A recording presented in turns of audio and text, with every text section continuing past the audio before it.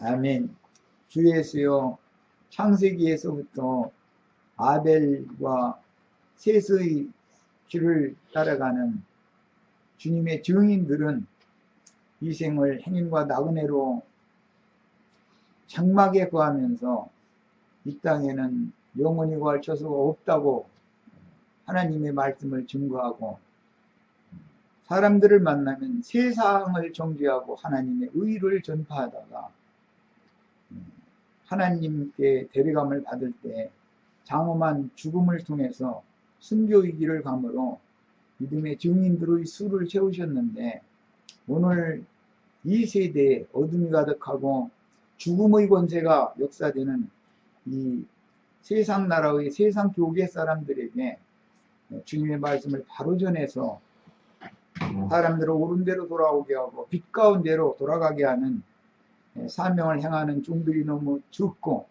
이런 말씀을 증거하고자 해도 악의 역사가 강력하게 역사하고 방해하는 것을 우리가 눈으로 목도하고 경험하면서 주님의 마음의 아프심과 답답하심을 우리 마음으로 절실하게 느낍니다. 오늘 이 시간 나누고자 하는 말씀을 통해서도 살아계신 하나님의 임재와 주님의 음성을 들려주시기를 바라고, 우리가 겸비한 마음으로 주의 말씀을 경청해서 듣고 이 시대에 우리가 무엇을 위해서 하루하루를 살아야 될지 인생의 목적과 의미와 가치와 표대를 명확하게 설정해 주시기를 주의 이름으로 기도합니다. 아멘. 아멘. 어제 말씀 나누다가 다 나누지 못했던 아가서 8장의 10절 부분부터 이제 들어가도록 하겠습니다. 나는 성벽이요 내 유방은 망대 같으니 그러므로 나는 그가 보기에 화평을 얻은 자 같구나. 이게 아가서 8장 10절 말씀인데, 여기서 나오는 나는 이라는 이 말은 예수님을 먼저는 의미하는 말이지만, 여기서는 지금 주님과 함께 이 생에서 포도원의 농부들에게 세를 받으러 보냄을 받은 주인들을 염두에 두고 하는 그런 표현입니다. 그 다음에 성벽이라고 한 거는 원수들이 주님의 집, 주님의 임재처소를 구멍 뚫고 훼손하고 하지 못하도록 어둠과 죽음의 권세가 주의 피로 사신 형제 자매님들의 신앙 양심과 마음을 견고하게 지키도록 사명을 잘 행한다, 그런 의미인 거예요. 그 다음에는 내 유방은 망대 같다 그랬는데, 여기서 말하는 게 유방이라고 하는 것은 그리스도의 말씀, 성령과 신부가 증거하는 그 말씀이 풍성하게 저장된 증인들의 심령과 마음을 염두에 두고 하는 말입니다. 기본적으로는 예수님의 마음이 생명 양식이 풍족하게 저장된 유방으로 비유가 됐던 것인데, 주님의 말씀을 또 제자들에게 맡기고 부탁했기 때문에 오늘 우리 형제 자매님들도 동일하게 주의 말씀이 저장된 영과 마음으로 전도를 해서 사람들을 얻으면 본인의 그 젖을 빨려서 잘 양육을 하는 것이 필요하다, 그런 뜻입니다. 그 다음에 나는이라고 그랬는데, 나를 번역에 이제 좀 미흡하죠. 나를 그가 보시기에, 주님이 보시기에 화평을 얻은 자 같구나 그랬는데, 이제 고린도후서 5장 17절로 21절에 보면 주님께서 이 말씀을 맡겨서 대언의 영으로 세상에 파송하시는 목적은 하나님과 인간들 사이가 원수 관계가 되어 있기 때문에 하나님과 인간들을 화목하게 하는 직분을 맡겨서 보낸 것이다, 그런 뜻입니다.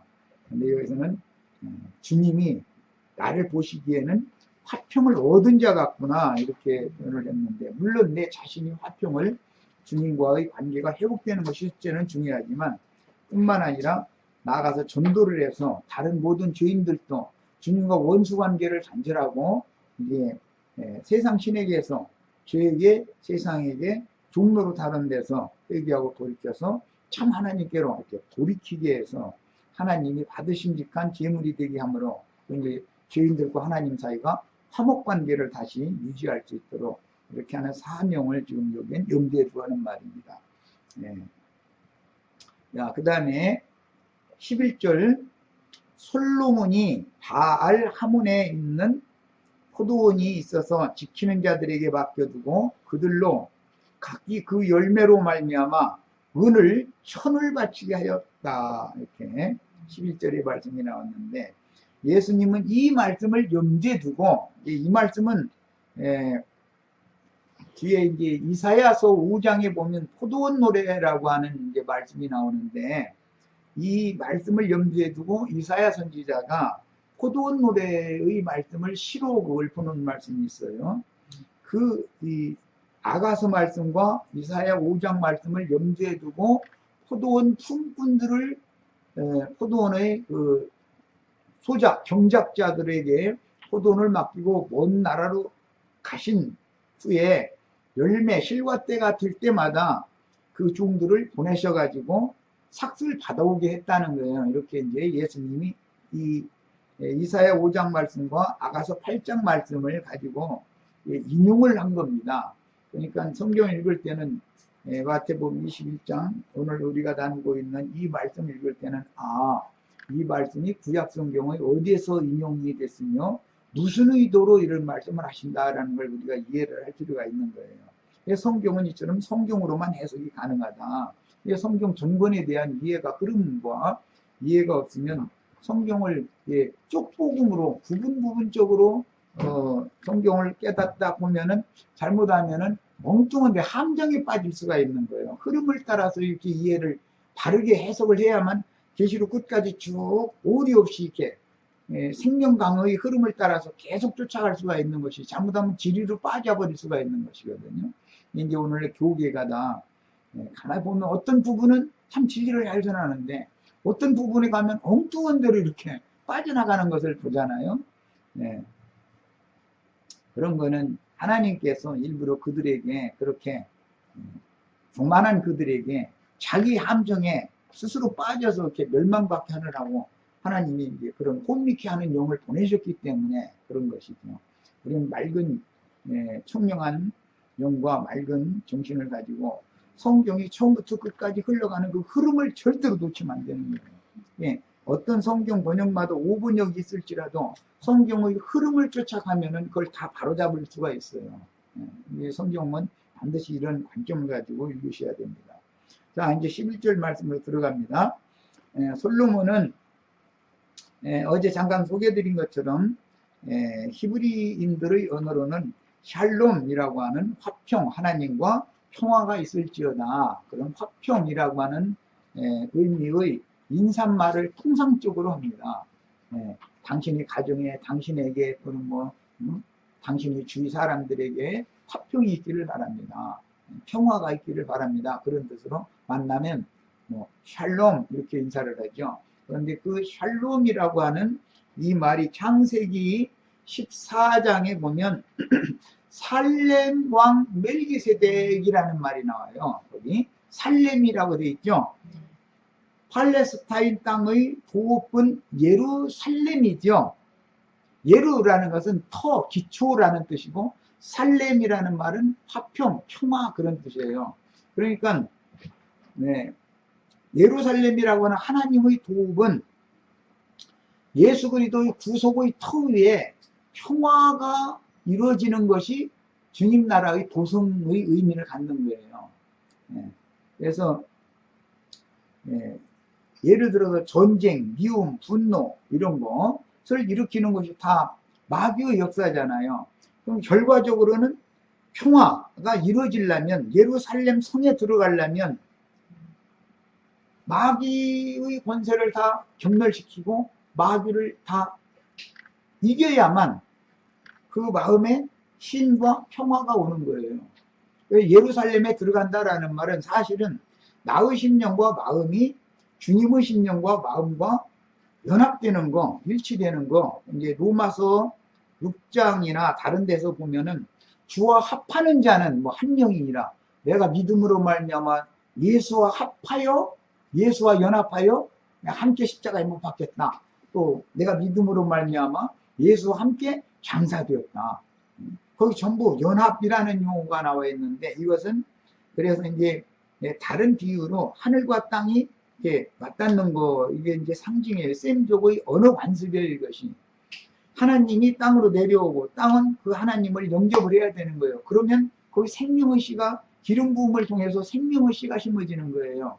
이것은 어른들이니까 부부 관계를 예로 드린 말이라는 걸 알 수 있죠. 부부 관계는 그냥 표상이 되는 거다, 이거예요. 남편과 아내가 생명연합을 맺으면 기름 부음을 통해서 당연히 생명의 씨가 심어지는 거예요. 이렇게 하는 거예요. 이것이 다 우주의 원리예요, 이것이. 그래서 천국의 혼인으로 자꾸 비유를 하는 거예요. 주님이 죄인들을 구속해서 청결한 인간들의 심령과 마음에, 주님의 심령과 주님의 마음을 가지고 들으셔서 생명연합을 맺는 거예요. 그런 상태를 낙원이라고 그래요. 네.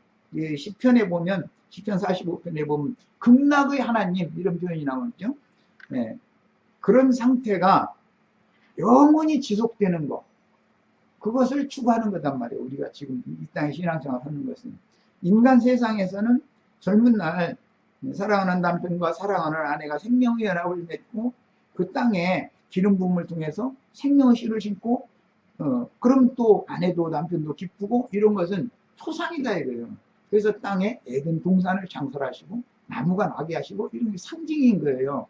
그래서 영원 세계에 가서 주님과 함께 우리가 영원히 행복, 참 만족, 행복을 누리면서 영생하는 거예요. 그 영생이라는 용어의 그 근거가 어디에서 오느냐면은 만족하다, 기뻐한다, 그런 뜻에서 오는 건데, 그게 뭐냐면 주님의 재림이라고 할 때 그 임하신다라는 거, 파부시아라고 하는 이 용어가 히브리어의 거기에서 임한 인용을, 차용에다 인용을 한 거기 때문에 그것은 극치의 기쁨, 환희하다, 열광하다, 그런 뜻인 거예요. 그런 상태가 영원히 지속되는 거, 그걸 주님의 천국이라고 그러는 거예요. 이해하시겠죠, 이제? 예. 그걸 이제, 주님의 나라를 Kingdom of the Heavens라고 그러는데, 하늘들의 나라다, 이게. 극치의 기쁨, 환희, 열광이 끊임없는 세계.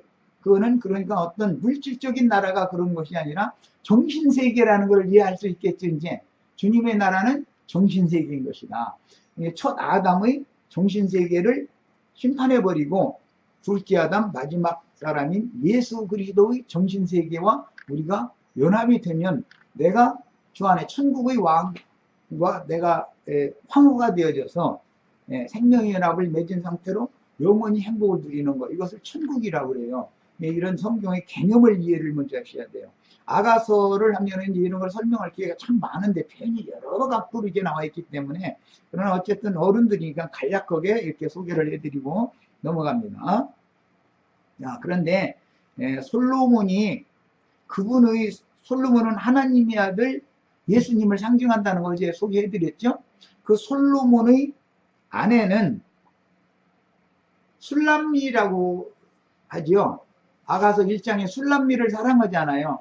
많은 예루살렘 여자들이 있는데 그 많은 여자들은, 예루살렘 여자들은 다 그 솔로몬이 사랑을 안 해요. 않고, 술람미라는 여자는 뭐 피부색이 뭐 검고 게다르 장막같이 검은 피부고 뭐 이제 이러잖아요. 근데 그 흑인 여자를 사랑한 거예요, 솔로몬이. 이제 이것은 역사상에서는 이디오피아의 여왕을 사랑했죠. 역사에 보면 솔로몬 왕에게 이디오피아의 여왕이 가서 그 말씀을 듣고 거기서 이제 얼마 지내다가 이제 돌아가고 그런 얘기 나오잖아요. 그래서 그걸 염두에 두고 아가서가 쓰여진 거예요. 이건 역사에서는 그건 초상이지만 우리가 다 나름대로는 자신이 선한 사람이고 위로운 사람이고 난 깨끗한 사람이다 이렇게 하지만 하나님이 보실 때는 껌둥이들이다로 보는 거예요. 죄인들이다 이거예요. 죄로 완전히 이게 그냥 죄가 완전히 전신이 다 검은 거예요. 그러니까 말하자면 하나님 보시기에는. 그런데도 껌둥이를 사랑한 거예요. 흰둥이를 사랑한 것이 아니라 그게 이제 상징이에요. 이것이 먼 훗날 예수님이 오셔서 자신을 자칭 의롭다 하는 바리새인들을 사랑한 게 아니라 세리와 창녀와 이런 사람들을 사랑했다는 거잖아요. 예, 구약 성경이 어떤 용어가 나오면 신약 성경에서 이것을 확정하고 실현시킨 얘기를 하기 때문에 내가 아담 세계에서는 껌둥이였지만 주님은 나 같은 죄인을 여전히 사랑하셨구나. 그래가지고 당신의 피로 나를 이제 씻어서 흰둥이 만들어주는 거잖아요. 그 이사야서가 그랬잖아요. 너희 죄가 주음같이 붉을지라도 그분의 피로 이렇게 씻으면 눈같이 휘어진다. 그 이제 하나님이 우리를 의인으로 만들어 놓고 나서 가장 의로우신 하나님이 우리와 혼인을 하는 얘기가 성경 이야기인 거예요. 이해되시죠? 이제 어떤 성경을 읽어도 이런 구속사의 관점을 이해가면서 읽는 게 참 중요해요. 가르침을 잘못 받으면 예배당에 백날 다녀도 이런 얘기 못 알아들어요. 나도한 형제 만나서 아가서 이런 건 그 사람들한테는 강론을 할 수가 없어요. 말기 자체를 못 알아들으니까 성경의 용어 구사 자체의 의미를 모르기 때문에 설명이 굉장히 힘들죠. 이런 문제는. 자, 그런데 여기 이제 바알 하몬이다 그랬는데, 바알이라는 것은 가나안 족속의 신의 대표예요. 태양신을 대표를 하는 신이 바알이라는 신이에요. 그런데 이 바알이라는 말은 주님이라는 의미를 가지고 있어요. 그런데 하몬이라고 하는 것은 공동묘지라는 뜻이에요. 많은 죽은 무리들의 바알을 섬기는 자들은 다 죽은 무리들인 거예요. 근데 세상이라는 건 공동묘지로 보는 거예요. 그래서 솔로몬이 하나님의 아들 예수님이 세상에 오셔서 당신의 교회를 세웠다. 그렇게 말할 때 바알 하몬의 포도원을 만들었다. 이렇게 상징하신 거예요. 창세기에서는 그 땅의 동방에 동산을 창설하셨다. 이게 뭐냐, 하나님의 저주가 임해서 물로 덮였다가 하나님이 말씀으로 천하의 물은 한 곳으로 모이라 하고 묻이 드러나라 하심에 그대로 되었는데, 드러난 묻은 땅이라 칭하시고 많은 물이 모인 곳은 바다라 칭하시니라. 이렇게 돼 있죠. 그 바다라는 건 세상을 상징하는 말이다 이거예요. 자, 그런데 드러난 묻에서 그 진흙이 아직 물 속에 잠겼다 가서 물이 빠져 낮은 곳으로 내려가서 바다가 됐으니까 찐득찐득한 진흙일 거 아니겠어요. 진흙을 이겨가지고 아담을 지은 얘기부터 나오잖아요. 그러니까 우리는 모두 한 종의 진흙이다 이거예요.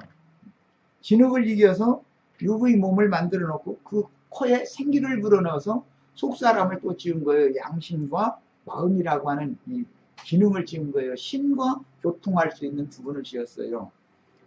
우리 자매님들은 뭐 어른들이니까 좀 편한 마음으로 말씀드리겠습니다. 자매님들은 태가 2층 구조로 되어 있잖아요. 질부가 있고 자궁부가 있잖아요.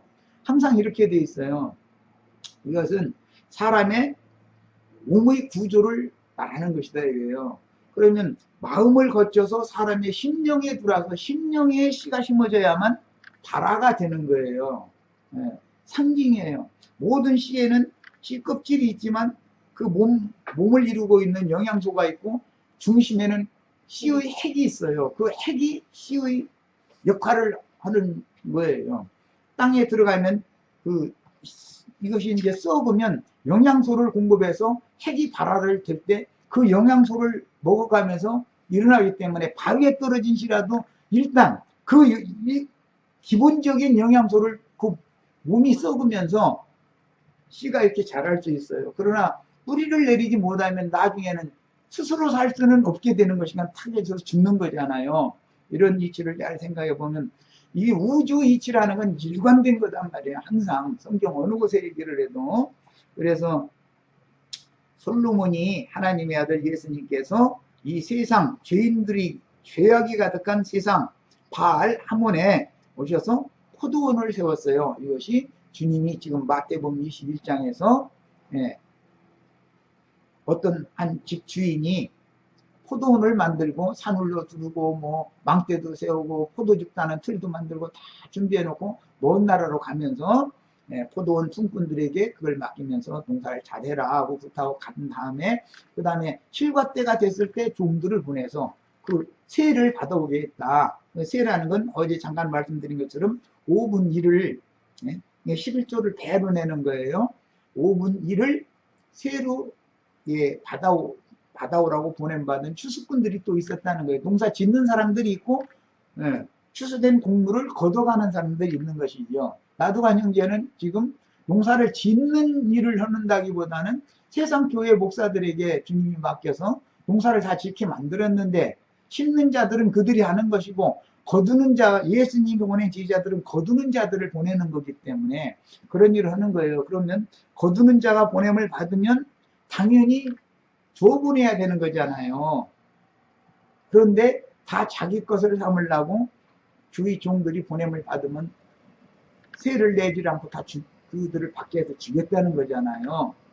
그래서 사역은 때를 따라서 하나님이 말씀을 맡은 종들을 보내서 다 말씀으로 모든 일을 하는 건데 어느 때는 심는 일을, 어느 때는 기르는 일을, 어느 때는 거두는 일을 하는 것이 하나님이 때를 따라서 하는 일이 다르다.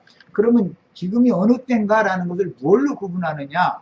하나님이 보낸 종 선지자들을 만났을 때 그가 지금 어떠한 말씀을 전하는가를 보면 그 때라는 걸 증명하는 거다 이거예요. 가을에는 추수하는 일꾼들이 쓰임을 받는 것이지 가을에 씨 심는 일꾼들이 쓰임 받는 건 아니잖아요. 가을에 김린다고 혼자 갖고 나가는 사람은 없잖아요. 그렇죠. 나락이 다 익은 들판에.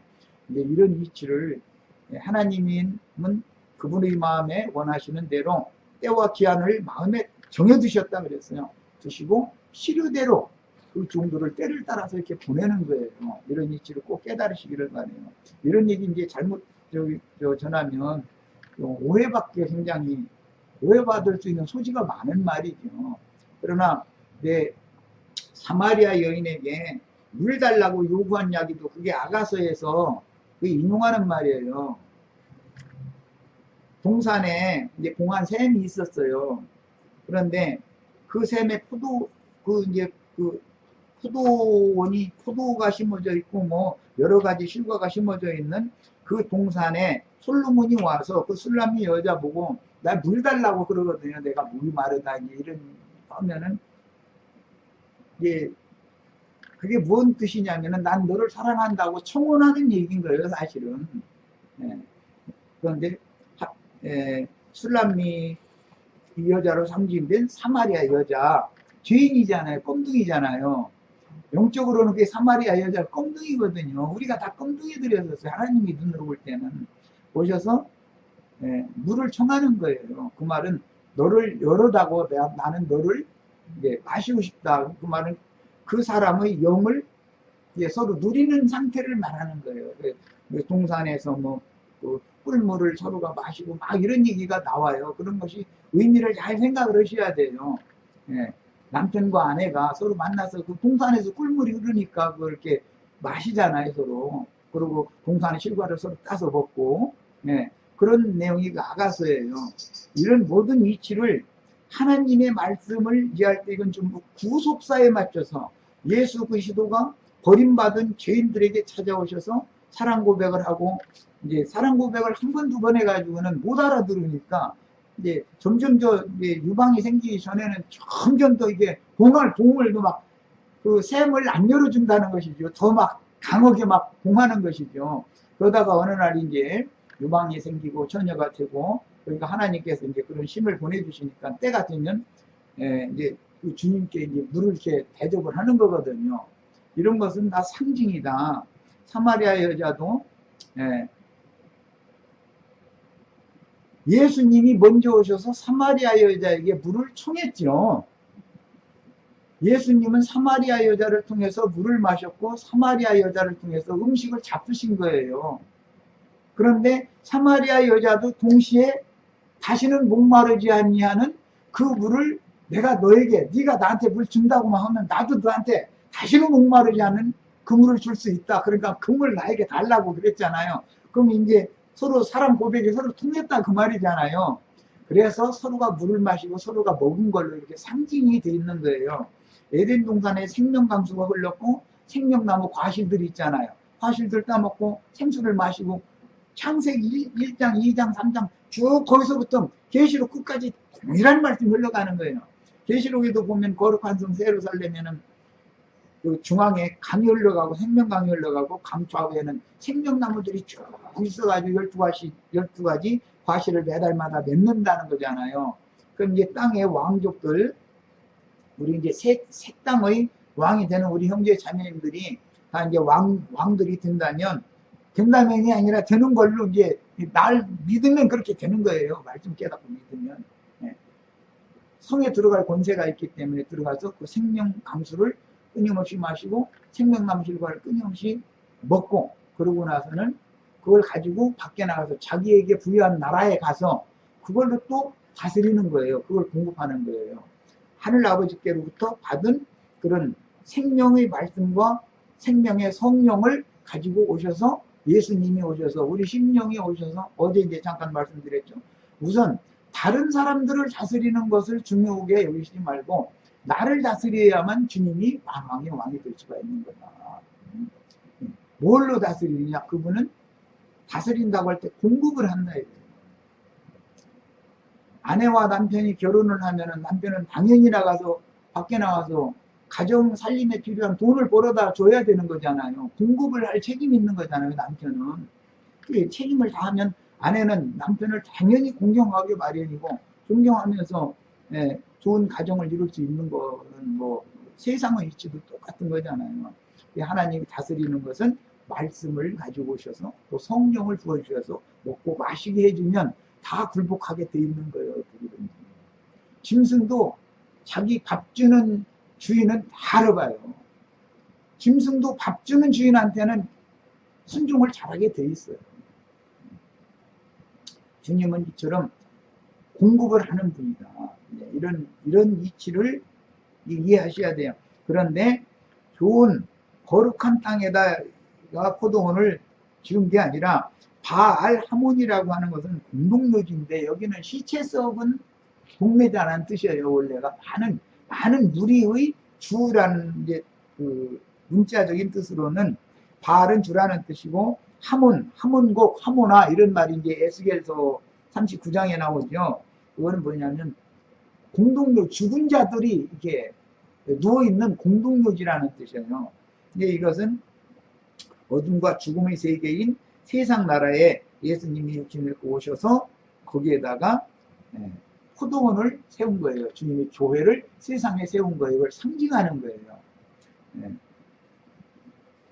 바알 하몬에 대한 것을 이해를 하시려면 에스겔 39장 11절로 16절 인용한 걸 꼭 찾아오셔야 됩니다. 오늘은 그냥 시간이 없으니까 설명하고 넘어가는 거예요. 자, 왜 그러면은 그런 죽은 자들이 썩어가지고 땅이 거름이 되어진 그곳에 오셔서 포도원을 하나님이 창설을 하시는가? 이것은 우리 형제 자매님들이 다 양심상 죽어 있었기 때문에, 영적으로는 죽은 자였었기 때문에 그 마음이 다 부패한 상태였죠.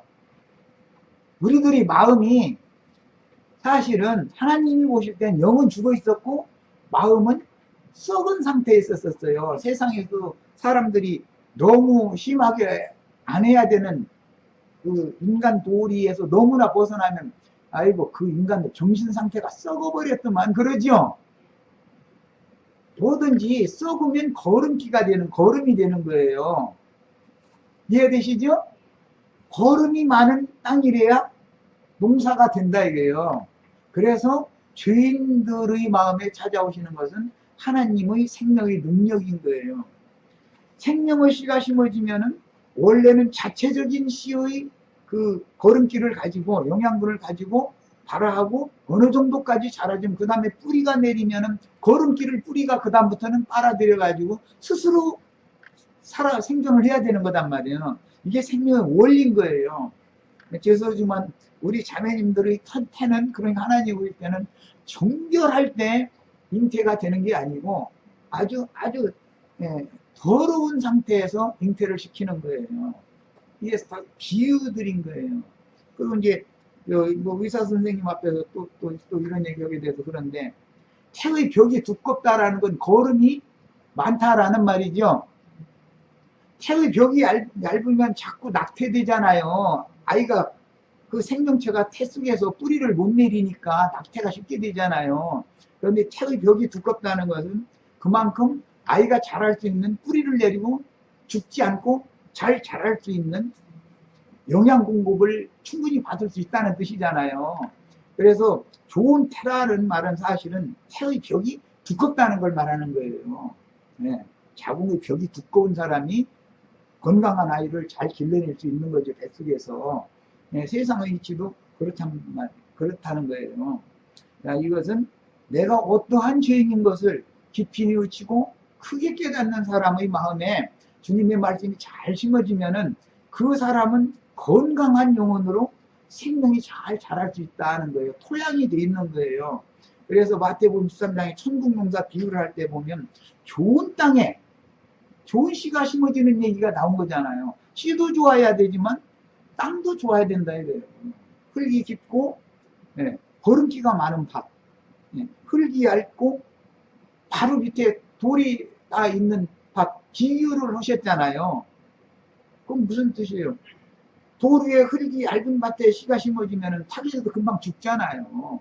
그것은 낙태하는 것으로 상기해야 된다 그런 거예요. 그러나 흙이 깊고 거름기가 많은 밭에서는 잘 자라는 것이죠. 이런 것이 다 상징이에요. 천국농사의 비유예요. 인생사를 알에 땅의 일을 알면 하늘의 일을 영으로 깨달을 수가 있는 거예요, 전부. 특히 아가서를 이제 강론을 하면 이런 얘기를 자꾸 안 할 수가 없어요. 내용이 다 그렇게 돼 있기 때문에. 그리고 이제 좀 중요한 얘기를 좀 하려고 해요. 아브라함이 약속의 땅으로 가라고 해서 복을 준다고 해서 갔어요. 가나안 땅에 갔는데 아브라함이 원하는 복이 온 것이 아니라 기근이 왔죠. 갈대아 우르를 떠나서 하란으로 갔다가 약속의 땅으로 갔는데 복을 받으러 간 거예요. 아브라함이. 그런데 자기가 생각하던 그런 복이 온 것이 아니라 기근이 오는 거예요. 흉년이 오는 거예요. 그 흉년이 온다는 건 사실은 복을 주기 위한 기초 작업을 지금 하나님이 하시는 거예요. 그래서 요셉의 때도 야곱의 때도 그 땅에 기근이 온 얘기가 반복되죠. 야곱의 때도 기근이 와가지고 애굽으로 그 양식 사러 가게 된 거잖아요. 야, 이런 일이 성경에 반복되고 룻기에도 보면은 그 땅에 기근이 왔기 때문에 모압 땅으로 자기 그 땅에 있던 토지 뭐 재산 다 팔고서 그거 가지고서 모압 땅으로 이민 갔다가 돌아오는 얘기잖아요. 그게 룻기잖아요. 이런 것은 전부 반복된다. 성경에서는. 이건 뭐냐, 아브라함이 약속의 땅에 자기가 원하는 복을 받기 위해 갔는데 생각을 다 깨뜨려 버리는 거예요. 기근이 오니까 그게 복이 아니잖아요. 저주지. 그러니까 이제 살아남아야 되니까 양식이 있는 애굽으로 자기 아내 사례를 데리고 내려간 거예요. 내려갔는데 사례가 이뻤다는 거예요 또. 그래가지고 바로의 대신들이 참 어디서 외국 여자 왔는데 되게 이쁘더라고 가만히 소개를 해준 거죠. 이제 그러니까 이제 궁으로 불러들인 거예요. 그래가지고 그 기근이 지나기까지 사례가 바로의 뭐 황무자리는 못했을 때고 천무로서 할 수밖에 없었던 거 아니겠어요. 그러니까 이제 아내를 뺏긴 거죠. 아브라함 입장으로 보면은 이런 것이 다 초상이다. 그래가지고 이제 아브라함이 그 사례를 데리고 나와요. 다시 기근이 다 지나간 다음에 그 바로가 또 아브라함에게 뭐 그동안에 미안했다고 네 아내 내가 뺏어서 이렇게 해서 미안하다 하면서 뭐 주워가면서 그게 아내의 몸값이죠. 그런 거 뭐하르라고 그래요. 그러니까 이제 그런 문제 때문에 셈족은 혼인에서는 반드시 남편 댁에서 아내의 몸값을 지불해야만 아내를 데려오는 거예요. 그것은 태를 사는 걸로 보기 때문에 그래요. 그게 밭을 사는 거예요. 룻기에서는 잃었던 땅을 되찾는데 룻을 산다 이렇게 됐잖아요. 그 말은 그게 룻을 산다는 여자를 값주고 사는 거예요. 그게 땅을 누르는 거예요. 그것을 일러서 성경에서는 하나님께서 땅을 고친다 이렇게 됐어요. 사례가 애굽 왕 바로 왕 상징된 세상 임금에게 더럽혔잖아요. 우리 모두가 다 세상 임금에게 더럽힘 당하던 영혼들이었었죠. 예. 마음만 더럽힘 당한 게 아니라 영도 당연히 더러울 거 아니에요. 거기에 세상의 어떤 불필요한 어떤 이 말들이 다 심어져 있으니까. 그런데 그거를 회복시키는 얘기다 이거예요. 그럼 애굽에서 사라를 다시 데리고 나오는 것이 먼 훗날인 게 430년이 지난 다음에는 출애굽 사건으로 확대가 되는 거예요. 사라 한 여자를 데리고 아브라함이 데리고 나온 거지만 그것은 후일 그 여자는 이스라엘 백성 전체를 상징하는 말이기 때문에 이게 하나님의 백성들 전체가 출애굽을 하는 거예요. 애굽에서 바로왕의 그 종로로 하던 데서 나오는 거예요. 이렇게 복음의 시작은 이렇게 되는 거예요. 이게 반복되는 거예요. 오늘 우리 형제자매님들에게도 이제 세상신이 더 이상은 세상신과 사랑을 나누고 그 영혼을 더럽히면 안 되는 것이죠. 이제부터는 청소를 깨끗이 해야 되고 깨끗이 태를 씻어야 되는 거죠. 그건 뭘로? 피로 씻는다 그랬어요. 그것은 그 여인의 태는 하나의 비유일 뿐인 것이냐 표상일 뿐인 거니까 믿음세계 안에서는 각자 자신의 심령과 마음 이 두 것을 전체를 다 씻어야 되는 거예요. 질부만 씻어서 안 되는 거 아니에요. 저 안에 내면 양심까지도 깨끗이 다 씻어야 되는 거예요. 자궁부까지도 깨끗하게 한 다음에 그 다음에 이제 새 남편을 이제 모시는 거예요. 영접하는 거예요. 이것이 구속사예요. 이런 거 보고 그 과정은 회개한다 그러고 그 다음에 회개하는 자에게는 피를 뿌려가지고 깨끗하게 해주시는 거예요. 그 다음에는 진리 말씀씨를 가지고 주의 성령이 오셔서 보내신 종들을 통해서 나도한 형제는 말하자면 주님의 말씀씨를 심는 기구인 것이죠. 도구인 것이죠.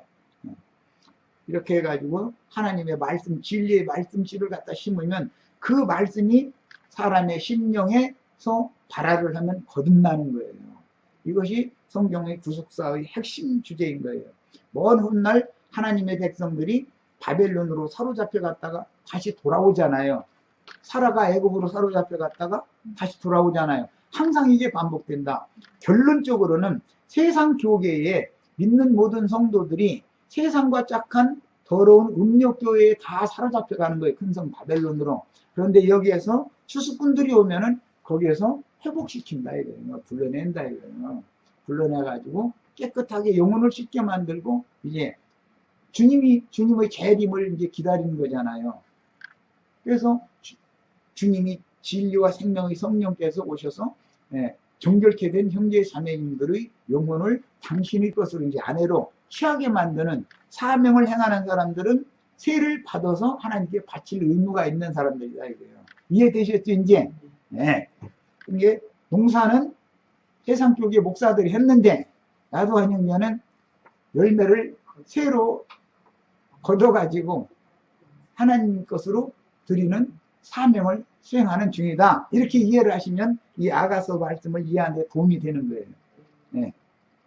자, 그런데 포도원을 지키는 자들이 있었다. 여기는 이제 지키는 자들이다 그랬는데 왜 그러냐면은 포도원에 뱀의 후손들 또는 여우, 아가서에서는 뱀을 표현하지 않고 간교한 여우가 내 포도원을 허문다 이렇게 표현을 했는데 그것은 여우라는 것은 헤롯 왕을 이제 염두에 두는 말이에요.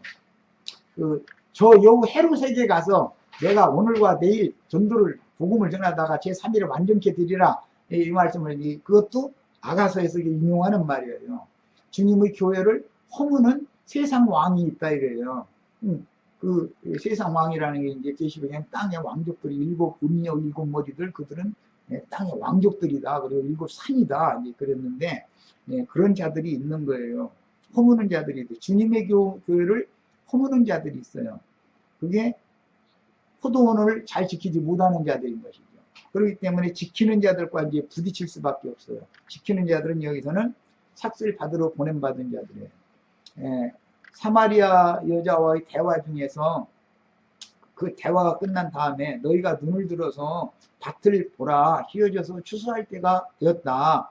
그러니까 지휘자들이 아니 지금 씨 뿌릴 때 그때 6월절을 나쁜 때 했었기 때문에 절기상으로 지금 씨를 뿌리는 때니까 앞으로 지금 씨를 뿌리면 넉 달 후에나 거두는 것이지 어떻게 지금 거두느냐고. 그러니까 주님께서 말씀하시기를 심는 자와 거두는 자가 함께 기뻐하게 하려고 내가 지금 왔다.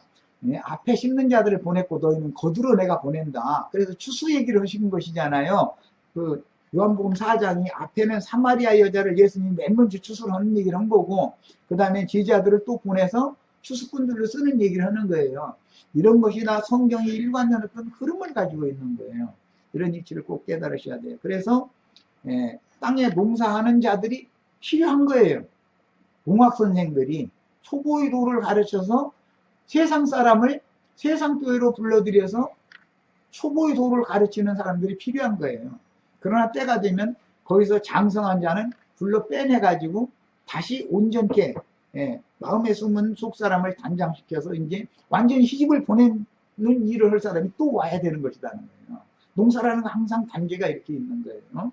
이런 이치를 이제 여기에 시적으로 이렇게 표현을 한 거예요. 지키는 자들에게 맡겨두고 그들로 각기 그 열매로 말미암아 은천을 받게 하였다, 이제 바치게 하였다 그랬는데, 포도원 지기들한테 농사하는 일을 맡겨놓고 나서 그들 보고 은을 1000개를 바치라 그랬어요. 포도원 세지요, 그게 말하자면. 이게 포도농사를 많이 했으면 이제 마태복음에서는 실과 때가 되면 그 열매를 받아오라고, 세를 받아오라고 이제 종들을 보냈다 이랬는데, 여기 포도원 지기들이 마태복음에 의하면은 세를 안 내려고 그러는 거예요. 세 받으러 온 사람들을 박혔다는 거잖아요, 오히려. 야, 이제 은천을 바치게 하였다고 그랬는데, 이 은천이라는 것은 그리스도의 구속을 받은, 즉 초보적인 구원을 받은 충만한 수를 상징하는 표현이에요. 예배당에도 구원 얻은 영혼들은 많이 있기는 있죠. 그런데 이런 완전케 하는 도를 가르침 받기에는 부족한, 소화시키기가 어려운 젖먹이들이 굉장히 많이 있잖아요. 이해를 못하는 거죠. 추수의 말씀에 대해서는. 그런 이제 갓난아이, 젖먹는 아이들을 다 포함한 구원 얻은 자들의 충만한 수이기 때문에 하나님 나라의 백성들의 총체를 대표로 할 때 은을 천을 새로 바치게 했다, 이렇게 표현한 거예요. 그러니까 은천을 바친다 이 말은 세상 교계의 목회자들을 통해서 초보의 도, 젖먹이는 도를 가르쳐서 구원 얻은 충만한 수를 채우게 한다, 그 말과 같은 거예요. 이제 12절로 갑니다. 솔로몬 너는 은 천을 받겠고 그랬는데, 받는 천은 은이에요. 은이라는 건 그리스도의 구속의 은혜를 상징한다는 걸 어제 말씀드렸죠. 금이라는 말이 나오면 뭘 상징한다고 그랬어요? 하나님의 신성을 말하는 거예요. 그 다음에 이제 유기계품, 즉 노시나 뭐 신주나 또는 굴이나 이런 것은 뭘 상징한다겠죠? 심판을 상징하는 거예요. 육체니까. 육은 심판받아야 되고, 그 마음에는 그리스도의 은혜가 임해야 되는 것이고, 그 다음에 심령에는 진리의 씨가 심어져 가지고 하나님의 신성이 거기서 거듭나야 된다. 하나님의 신성. 하나님의 신성이라는 것은 거룩성과 의로우심이에요. 하나님의 신성은. 그러나 이제 그리스도의 은혜, 구속받은 사람의 은혜라는 것은 하나님의 이제 인성이기 때문에 이것은 자비, 인내, 그 다음에 뭐 사랑, 뭐 인애, 겸손, 이런 성품들은 인성에 들어가는 거예요. 사람은 먼저는 신성으로 거듭나 가지고 사람의 인성을 신격화시키는 거예요. 예수님의 마음과 같이 만들어 놓는 게 이제 혼의 구원을 이룬다 그래요. 영이 거듭나는 건 단번의 일이지만 그 마음이 온전케 되어져서 예수님의 마음과 같이 그렇게 넓혀지고, 우주적인 마음이잖아요. 예수님의 마음. 예수님의 마음 아주 깊잖아요. 또 그 마음의 생각이 높고 넓고, 그 다음에 무게도 아주 중후하고 이렇게 되는 거예요. 이것이 구원이에요. 그러려면 당연히 진리 말씀이 나의 심령에 심어져 가지고 해서 그 말씀으로 거듭나 가지고 진리 말씀으로 계속 양육을 받으면 사람의 그 마음, 혼이 그렇게 바꿔지는 거예요. 그것이 구원을 이룬다 그래요. 구원을 얻었느니라 라는 말씀도 있지만 두렵고 떨림으로 너희 구원을 이루어라 라는 말씀도 있죠. 예수를 믿으면 우리는 구원을 얻었다 이러죠. 네, 사망에서 생명으로 옮겼느니라 이렇게 돼 있어요. 그렇지만 아직 우리가 그 천국에 들어가기까지 구원을 이루어야 될 부분이 있어요. 항상 성경은 양면을 다뤄요, 이렇게. 그러니까 이제 은천을 얻은 것은 영이 거듭난 사람이 다 포함되는 거예요. 혼이 온전한 구원을 이루지 못했을지라도 다 포함되는 거예요. 그런데 그 은천 중에서 열매를 지키게 한 자들이 200을 상으로 얻는다는 거예요. 그럼 5분 1이지요, 이제. 솔로몬에게 은천을 바쳤는데 기독교계 목사님들이 전도를 해서 충만한 수의 구원 얻은 영혼들을 얻어놨어요. 그런데 그 중에서 200은 특별한 영혼들이다 이거예요. 이들은 올익은 복식들이다 이거예요. 포도씨까지 완전히 새카맣게 익은 그 영혼들을 그 열매 지키는 자들한테 상으로 보상으로 수고했다고 지금 싹을 주는 거예요. 은천을 바쳤는데 하나님은 은천을 받으시고 나서 그 지키는 자들이 이제 예수님의 표현에 의하면 삭을 받으러 온 자들이 여기서 지키는 자들은 이 사람들한테 은 200을 싹수로 준다 이거예요. 수고의 노고의 값으로. 이것이 5분 1이잖아요. 1000의 200이면 5분 1이잖아요. 1000이라는 것은 만수, 충만수를 말하는 것이지만 둘이라고 하는 것은 간증, 증거, 증인 그런 데 쓰는 거예요. 다 두증인 뭐 이런 말 나오죠. 예, 항상 200이라는 말이 나오면 하나님의 간증이 될 만한 이기는 자들이 총수를 여기서는 200이라고 그런 거예요. 신부의 자격이 갖춰진 사람들이죠. 혼의 구원까지도 충분히 갖춰진 사람들이에요. 그리고 나서는 내게 속한 내 포도원은 내 앞에 있구나. 이건 물론 예수님의 포도원인데 그 포도원을 종들에게 이렇게 목양하도록 잘 그 포도원을 다스리도록 부탁을 했기 때문에 하는 말이에요. 자, 이제 난 하주에 이제 참 14페이지 빌립보서 4장 1절부터를 봅니다. 여기서 중요한 것은 은천을 새로 솔로몬이 받았는데 그 은천은 뭘 상징한다고요? 구원 얻은 모든 사람들을 다 포함하는 수인 거예요. 충만수. 그런데 200은 특별한 사람들이에요. 그 중에서 200만 특별히 골라 뺀 거예요. 5분 1만. 그래가지고 수고한 자들에게 삭수를 줬다 이렇게 돼 있는 거예요. 지금 그 문맥의 이치를 이제 지금부터 설명하려고 그래요. 우선 빌립보서 4장 1절, 데살로니가전서 2장 19절을 읽고서 설명을 하겠습니다. 그러므로 나의 사랑하고 사모하는 형제들, 나의 기쁨이요 면류관인 사랑하는 자들아, 이와 같이 주 안에 서라 그랬어요. 이게 바울 사도가 수고해서 얻은 영혼들이에요. 여기 있는 이 주 안에 서는 이 영혼들이 삭수로 주신 은 200에 포함되는 영혼들이다 이거예요. 여기 보면 구약 성경은 예표니까 은을 받은 것으로 되어 있지만 이것은 은을 보상으로 받은 거예요. 은천을 다른 사람들이 이렇게 바쳤는데 그 중에 가장 좋은 부분의 은을 200을 종들에게 추수꾼들에게 삭수로 준 거의 보상으로 수고했다고 줬는데 그 은 200이라는 게 누구냐면 바울 사도가 이제 이걸 설명을 할 때 나의 사랑하고 사모하는 형제들이다. 나의 기쁨이요 면류관인 사랑하는 자들아. 이 사람들을 삭수로 지금 받은 거예요. 보상으로. 초보의 도만을 가르친 목자들에게는 어린아이들이 삭시죠. 그들이 기업이잖아요. 목사님들이 기업은 젖먹이는 이들을 길러놓으면 젖먹이들이 목사님들에게 준 기업이잖아요.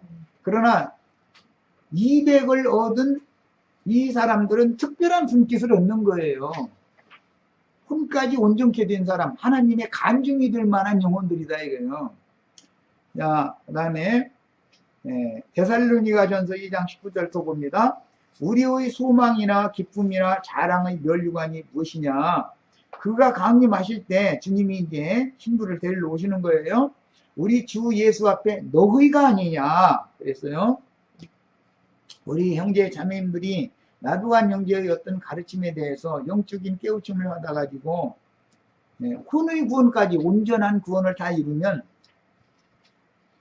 10분 일의 원 근원은 영을 살려는 예수님이고, 나의 혼의 구원까지 이루면 5분 일이 되어져 가지고 나와 그리스도가 함께 하나님의 것으로 예수 그리스도의 신부로 이렇게 드려지는 거예요. 그런 것은 이제 성경에 이제 그 셈족의 그 황실의 예를 이제 들어보는 거예요. 자, 이제 설명 1번부터 봅니다. 너는 은천을 얻겠고, 그럴 때 예루살렘 왕 솔로몬이 받을 은천은 하나님의 아들 살렘 왕 멜기세덱인 14페이지 위에 지금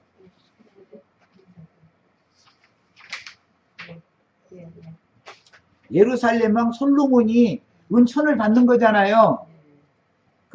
너는 은천을 받겠고 일이라고 내가 아라비아 숫자에 표시를 해놨잖아요. 바로 안에. 야, 그것은 은천을 받은 솔로몬, 이거는 예루살렘 왕 솔로몬이 받을 은천은 하나님의 아들 살렘 왕 멜기세덱인 그리스도께서 받으실 모든 구원 얻은 성도들, 곧 하나님 나라의 모든 백성들을 여기서는 상징한다. 은천 얘기가 나오면 이기는 자들 얘기가 아니라 신부를 말하는 게 아니라 백성들을 말한다. 백성들, 하나님 나라의 백성들. 전체적인 충만한 수, 구원 얻은 충만한 수니까 상징하는데, 이들은 주님의 피로 구속하신 사실을 믿음으로 받아들인 모든 신자들 전체를 상징한다. 기독교계가 믿음으로 구원받는다는 말은 다 전하죠. 그래가지고 믿음으로 얻은 구원을 가진 사람들은 은천에 속한다 그런 말이에요. 그런데 사실은 거듭나지 않은 사람도 물론 많이 있지. 이런 이치를 모르니까 또 부탁대고 가르치니까. 자, 2번 열매를 지키는 자도, 여기에 나오는 열매를 지키는 자는 누구냐? 포도원 열매를 지킨다는 뜻은 그 하나님의 피로 구속받은 영혼들을 마귀가 와서 다시 타락시킬 수가 있기 때문에 세속화시킬 수가 있죠. 교회가 세속화될 수 있죠. 왜 그래요? 세상실 마귀가 그러는 거잖아요. 교회에 들어가지고. 그럴 수가 있기 때문에 진리를 아는 증인들은, 충성스러운 경작자들은 그 영혼들의 신앙적인 배도라든지 신앙적인 변심이라든지 신앙적인 간음 행위를 못하게 그 영혼들을 지키는 직무를 한다 이런 말이에요. 여기서 은천을 바친 사람들도 있고, 그 중에 어떤 소수를 떼내 가지고 그 영혼들을 잘 보존해야 거룩하게 영적인 성결, 영적인 순결성을 유지하게 했다가 주님께 데려가심을 받게 해야지, 더럽힘을 계속 받게 만들면 안 되잖아요. 여기 지킨다는 말은 말씀으로 그 영혼들을 잘 가르치는 걸 말하는 것이지만, 실제로는 영혼들을 더럽힘 당하지 않게 한다 이 말이에요. 세상 신에게 더 이상은 더럽힘 당하지 않도록 보존을 잘 시켰다가 주님이 그 양무리들을 데리러 오시면, 신부를 처녀를 데리러 오시면 주님께 시집을 보내는 사람이 있다 그 말이, 이게 추수꾼이다 이런 말이에요. 이 사람들이 이해되시죠? 그래서 피로 구속하신 영혼들이 다른 교훈, 즉 다른 복음을 받아들여서 다른 예수를 믿고 다른 영을 받아 해충들에게, 그 영문으로는 worm이라고 그러죠. 벌레, 충. 그것은 상징이다. 황충 이런 거면 귀신들을 상징하는 거예요. 더러운 귀신들을. 포도가 결실을 못하고 결실 때가 됐는데도 시들시들 말라서 비틀어지는 경우는 왜 그러냐면, 포도 꼭지 부분에 가서 벌레가 거기를 갉아먹었기 때문에 영양 공급이 정상으로 안 되니까 열매 자체가 죽는 것일 뿐 아니라, 열매 속에 보면 그렇게 말라 비틀어져 죽은 포도는 벌레들이 가득 들어있죠. 그것은 형제, 이제 우리 형제 자매들이 아니고 기독교계의 은천으로 바쳐진 사람들이지만 세상의 영들이 와서 그 영혼들을 전부 좀먹어 버렸다 이거예요. 그러니까 올익은 곡식으로 드려질 수가 없는 거잖아요. 그 영혼이 잘 보존되지 못했다 이 말이에요. 네, 왜 그러느냐? 가르치는 사람의 말씀 증거가 그렇기 때문에 한 면에서는 주님도 사랑을 하고 그러고 한 면에서는 사실은 세상을 자꾸 사람 먹게 만들으니까 두 다리를 걸치고 그냥 두 남편 섬기다 보니까 세상 신도 섬기고 예수 신도 섬기고 그러다 보니까 음행을 안 할 수가 없잖아요. 그러다 보면 세상의 더러운 귀신들이 벌레들이 그 영혼을 다 좀먹어버린다 이거예요. 상징이단 말이에요. 야, 그래서 다른 예수를 믿고 다른 영을 받아서 해충들에게 영혼이 침해를 받아 신앙적인 병이 들어 기한전에 떨어지거나 말라 비틀어져 버린다. 이렇게 하지 않도록 진실한 신앙의 정절을 끝까지 지키도록 바른 교훈으로 잘 양육해서 올익은 열매로 추수되어서 주님의 신부가 되기까지 수고한다는 뜻이에요. 열매를 지킨다 하는 말은 포도가 맺었다고 해서 그것이 올익은 포도는 아니잖아요. 맺기만 한 상태는 먹을 수가 없잖아요.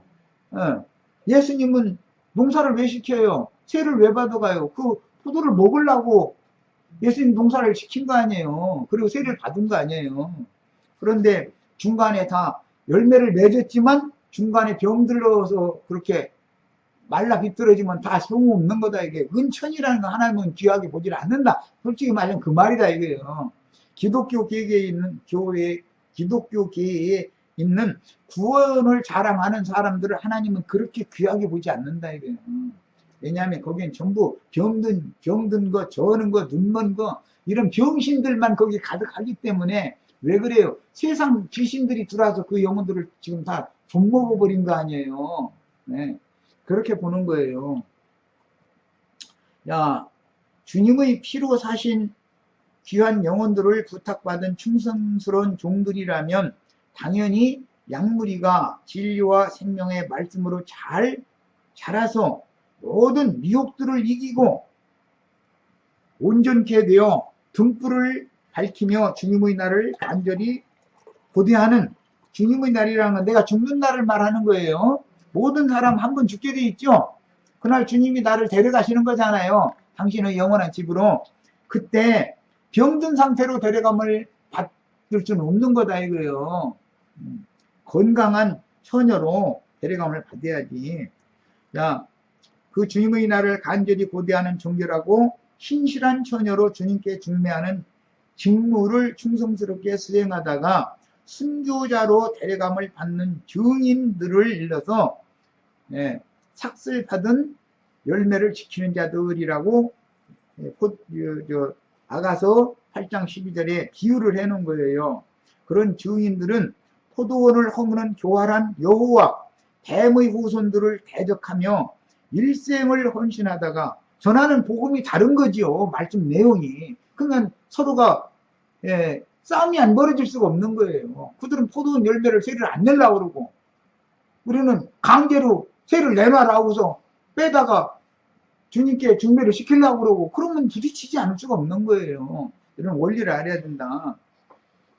그래서 일생을 헌신하다가 주의 품에 데려감을 받았다는 뜻입니다. 3번은 200을 열매 지키는 자들에게 주님이 이제 보상을 주셨는데 자신의 포도원 일꾼들인 목회자들, 소장농들을 통해서 구속하신 영혼들이 충만한 수를 얻으시지만 추수 때 포도원 열매로 이것은 올익은 열매만을 갖다 바쳐야 되는 자들이 어차피 보냄을 받는 문제이기 때문에 상징되는 온전케 된 의인의 영들을 200 5분 1로 1000에 대한 5분 1로 상징화 시켜 놓은 거예요. 세로 받아서 주님의 신부로 중매한 종들에게 이생의 수고에 대한 보상으로 저 세상에서 갚아주신다는 뜻이에요.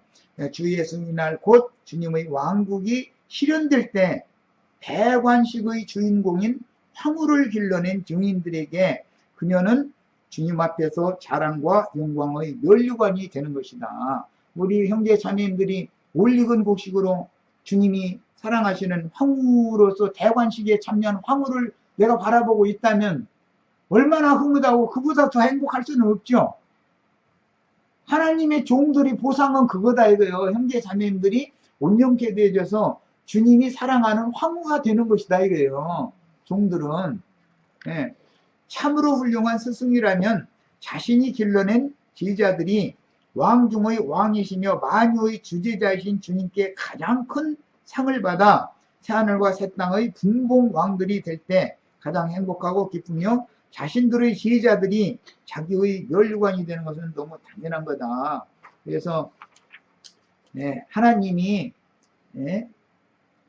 목회자들에게 영광의 면류관을 주신다. 이제 이게 복음서에도 나오고 이제 계시록에 영광의 면류관을 주신다 그러니까 목사님들이 자신들이 이 생에서 영광 다 받고 그 다음에 주님의 나라에 가서도 영광의 면류관 받는다고 그랬었는데 그들이 말하는 영광의 면류관이라는 개념은 금으로 만든 좋은 집을 받는다고 생각을 하는 거예요. 뭐 금광 쓴다 이렇게 생각하는 거예요. 지금 영광의 면류관이라는 건 목회자에게 맡긴 부탁한 영혼을 말한다 이거예요. 아까 바울사도가 그 말한 거 우리 읽었죠?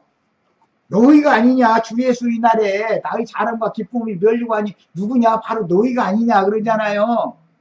이게 충성된 종이다 이거예요. 주님 앞에 가서 무슨 면류관 받는다고 무슨 황금덩어리로 되어 있는 금관 받았을 것이나 생각하고 앉았고 큰 좋은 금으로 만든 집에 들어가서 거기서 살 걸로 생각하고 그렇게 있는데 나는 만약에 그런 집이 있다 해도 나는 세상에 물질적인 황금집이 있으면 난 거기 가서 안 살아.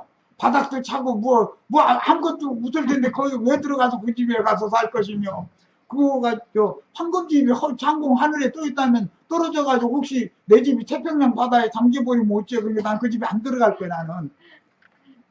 뭔 말인지 이해되시죠? 거룩한 성 새 예루살렘은 전부 금으로 지어졌다고 돼 있어요. 하나님의 신성이 충만한 형제 자매님들의 영들로 지어지는 것이다 이거예요. 신부성이라는 거예요. 거기 들어가는 권세를 얻은 형제 자매님들의 영혼이 주님과 대관식을 하는 날 나도한 형제는 얼마나 흐뭇하냐 이거예요. 그보다 더 큰 상이 없죠. 국공신이잖아요. 주님의 나라를 세상 나라가 주와 그 그리스도의 나라가 되게 하는 일에 자기 목숨을 바쳐서 충성을 다한 공신이잖아요. 새 나라를 세우는 공신. 공신은 영원토록 국가가 모든 대우를 다 해주잖아요. 그리고 황후 영적으로는 그게 아버지인데 스승이고 그런데 아니 황후 딸 듣고 황후 제자 둔 사람보다 더 행복한 사람이 어디가 있어. 그런 뜻이다 이거예요. 우리 형제 자매님들은 주님의 온전한 올리건 신부 즉 영뿐 아니라 혼까지도 완전한 구원을 얻어서 온전케 된 의인의 영들이 되어져서 주님의 대필이 되어져서 천년 왕국에 들어가서서 거기에서는 황후로 대관식에 참여를 하게 하는 것이 나의 직무다 그런 말이에요. 바울사도 할 때 나의 자랑이요 면류관이 주 예수의 날에 너희가 아니냐. 그래서 의미를 잘 깨닫기를 바라. 이게 은 200을 보상으로 줬다. 이게 상징이다. 여기까지서 이제 마치겠습니다.